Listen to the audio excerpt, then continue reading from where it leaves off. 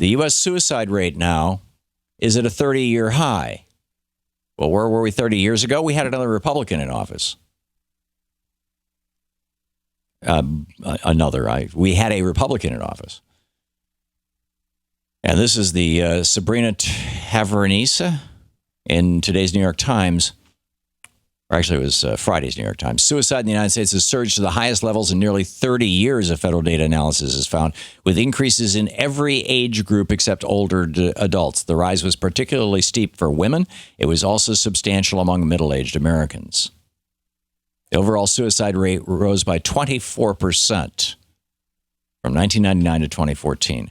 Now, we go back. I've shared this with you many, many times. The BBC, back in 2002, the headline, "More Suicides Under Conservative Rule." Australian scientists found the suicide rate in the country increased significantly when a conservative government was in power. And, again, we have Barack Obama in the White House, but the power, President Obama is in the White House, but the power of the House and the Senate is where the power to appropriate is. In other words, to make life better for all of us. The president doesn't have that power. And the House and Senate are in the hands of conservatives, of Republicans. The Australian team analyzed suicide statistics from 1901 to 1988. The researchers took into account periods of drought and World War II, but after adjusting for these factors, the figures clearly showed the highest rates of suicide occurred when both conservative state and federal governments were in power. Conversely, the lowest suicide rates occurred when state and federal governments were both Labor. That would be our Democratic Party. They say, they end the article over. Keep in mind, this is the BBC. This is a news story. This is not a commentary. Overall, they say the figures suggest that 35,000 people would not have died had the conservatives not been in power, equivalent to one suicide for every day of the 20th century or two for every day that the conservatives ruled. Want to stop suicide? Abandon conservative governance. Okay, back to the suicide rate. This altogether, I gave you the numbers from the UK. In the United States, in 2014, almost 43,000 people committed suicide in the United States.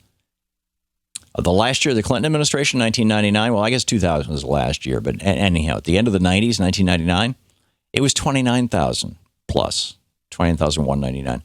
Yeah, so we've gone from roughly 30,000 people a year killing themselves to roughly 43,000 people a year killing themselves.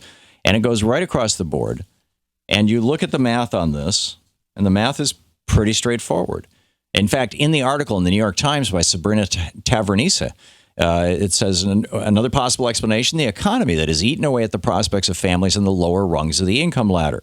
Dr. Alex Crosby, an epidemiologist at the Centers for Disease Control and Prevention, said he had studied the association between economic downturns and suicide going back to the 1920s.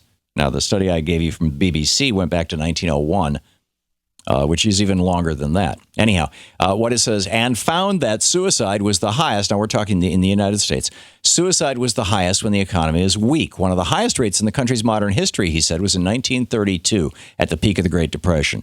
There is a consistent pattern, he said, which held up for ages between 25 and 64. Quote, when the economy got worse, suicides went up. When it got better, they went down. So people are scratching their heads right now saying, hey, the unemployment rate is really low. Why are people committing suicide? Well, because, A, the jobs that you can get suck. I mean, how many people had, $30, $40 an hour jobs in manufacturing who are now working for $7.25 or $8 or $9 an hour in the so-called service economy? Number one, the jobs suck. Number two, the jobs have fewer benefits and more of them are part-time.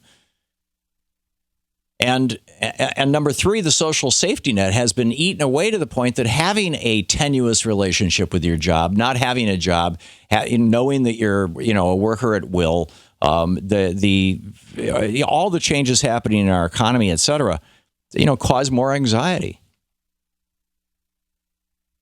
So anyhow, those are my arguments on that. To watch more clips from our programs, hit the Watch More Videos button over here. And please be sure to hit the handy-dandy subscribe button so you'll always be up to date. Tag, you're it.